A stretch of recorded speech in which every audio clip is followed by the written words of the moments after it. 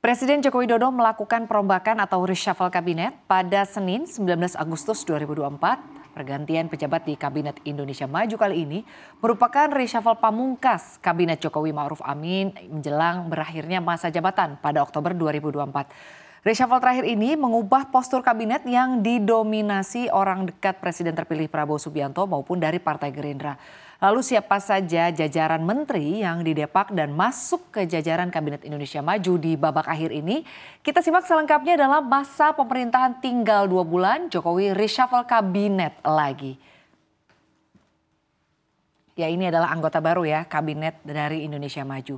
Setelah tidak sejalan lagi dengan Partai Demokrasi Indonesia Perjuangan atau PDIP pasca gelaran pemilu tahun 2024, Presiden Joko Widodo akhirnya merombak jajaran Menteri Kabinet Indonesia Maju yang banyak diisi oleh kader dan simpatisan dari PDIP. Langsung saja kita lihat ya, sebetulnya yang pertama ini ada Menteri Hukum dan Hak Asasi Manusia Supratman Andi Atgas yang sebelumnya dijabat oleh Yasona Lauli. Ini merupakan kader dari PDIP digantikan oleh Supratman Andi Atgas yang juga merupakan orang dari Partai Gerindra, yaitu partai dari Presiden terpilih Prabowo Subianto. Supratman sendiri sebelumnya menjabat sebagai anggota Komisi 8 DPR RI pada periode 2019-2024. Lalu berikutnya ada posisi Menteri Energi dan Sumber Daya Mineral yang sebelumnya dijabat oleh Arifin Tasrif yang diketahui juga terafiliasi dengan PDI Perjuangan. Kini digantikan oleh Bahlil Lahadalia yang sebelumnya menjabat sebagai Menteri Energi dan Sumber Daya Mineral ya. Maksud kami Menteri Investasi dan Kepala BKPM saat ini menjadi Menteri Energi dan Sumber Daya Mineral. Lalu selanjutnya posisi Menteri Investasi Kepala Badan Koordinasi Penanaman Modal yang ditinggalkan oleh Bahlil diisi oleh Rosan Perkasa Ruslani. Rosan adalah pengusaha sekaligus mantan Duta Besar Indonesia untuk Amerika Serikat dan ia juga menjadi ketua tim kampanye Prabowo Gibran pada pemilu tahun 2024 lalu. Selanjutnya Jokowi juga menambah kursi untuk jabatan Wakil Menteri Komunikasi dan Informatika yang diisi oleh Angga Raka Prabowo. Angga ini merupakan politikus Partai Gerindra yang dalam masa kampanye Pilpres 2024 lalu dirinya merupakan Direktur Media Prabowo Gibran. Kemudian ada Dadan Hindayana. Dadan Hindayana diangkat sebagai Kepala Badan Gizi Nasional, lembaga yang baru dibentuk Jokowi melalui peraturan Presiden pada 15 Agustus 2024. Lembaga ini akan menjalankan pemenuhan gizi bayi, siswa sekolah sampai dengan ibu hamil.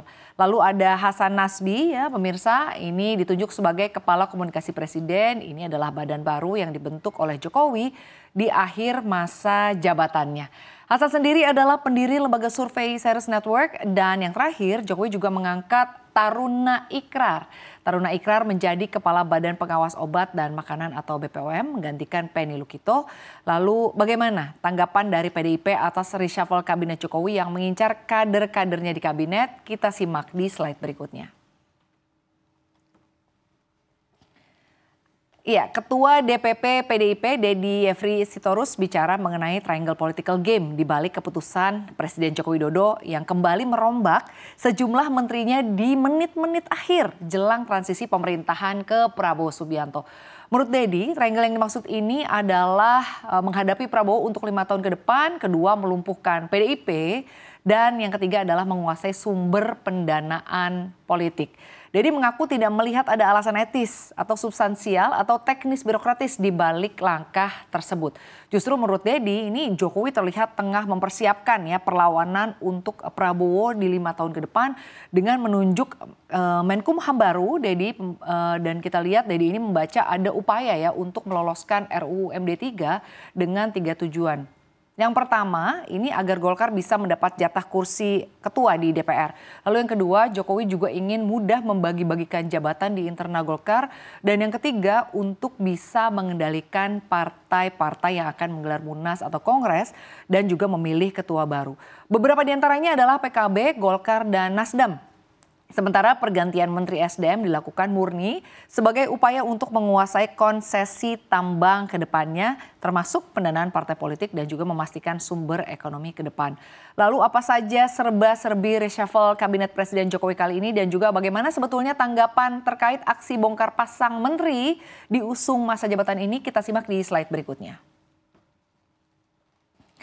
Ya, reshuffle kabinet adalah istilah yang merujuk pada perubahan atau pergantian anggota kabinet pemerintahan baik sebagian ataupun seluruhnya. Istilah ini sering digunakan ya ketika seseorang atau seorang presiden atau kepala pemerintahan memutuskan untuk mengganti atau merombak posisi para menteri dalam kabinetnya. Sejak Indonesia merdeka pada tahun 1945, reshuffle kabinet telah menjadi bagian dari dinamika politik. Setiap presiden Indonesia mulai dari Soekarno hingga presiden saat ini Joko Widodo pernah melakukan reshuffle kabinet. Reshuffle kabinet kali ini merupakan yang ke-6 selama periode kedua di kepemimpinan Jokowi Ma'ruf Amin sejak 2019 hingga saat ini.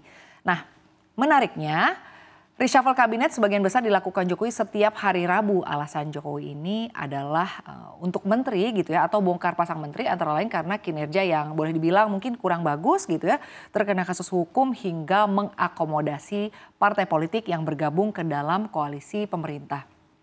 Reshuffle kabinet ini juga dilakukan di akhir pemerintahan Presiden Joko Widodo dan juga mendapat sorotan ya dari media asing seperti misalnya ada IFP dalam artikelnya berjudul Indonesia Leader to Reshuffle Cabinet Weeks Before Leaving Office.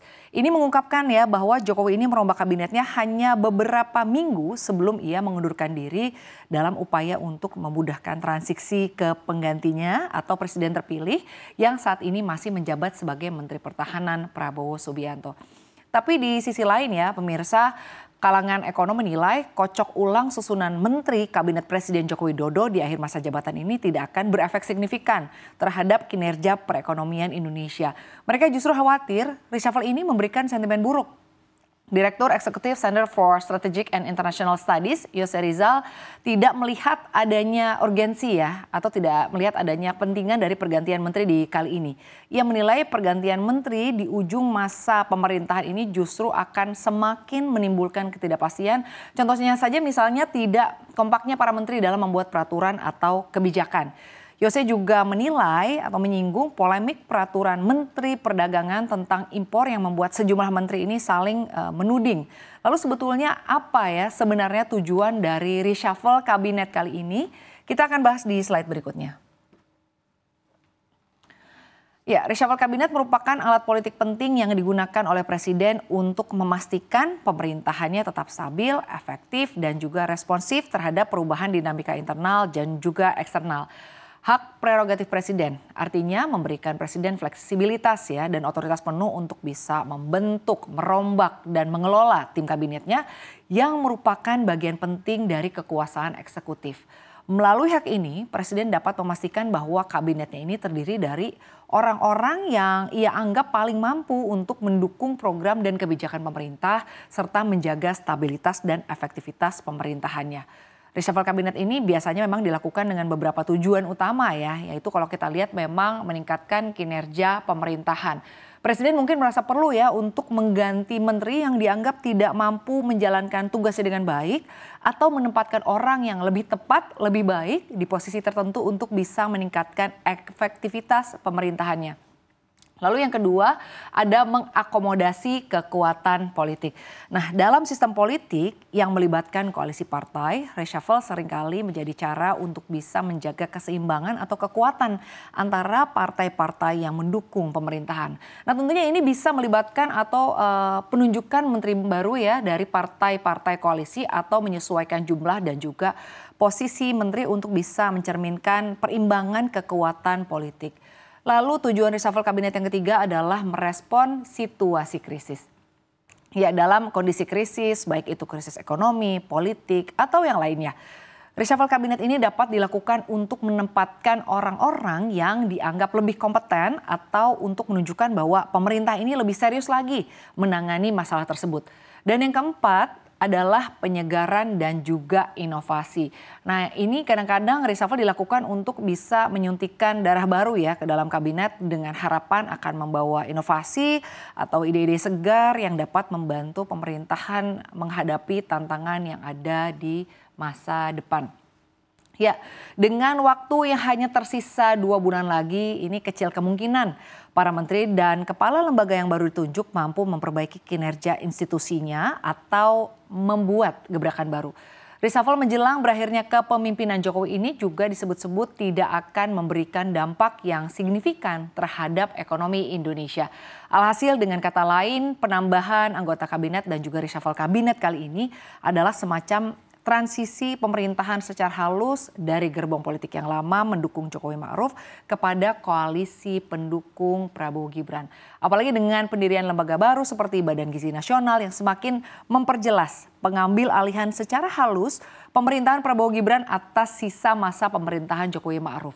Namun tentunya mari kita saksikan bersama apakah para pejabat yang masuk di reshuffle kali ini masih akan menempati posisi yang sama di kabinet pemerintahan ke depan, alias reshuffle ini sejatinya merupakan kisi-kisi ya dari kabinet pemerintahan Prabowo Gibran ke depannya, atau jabatan yang dipegang para pejabat baru ini hanya akan berlaku seumur jagung.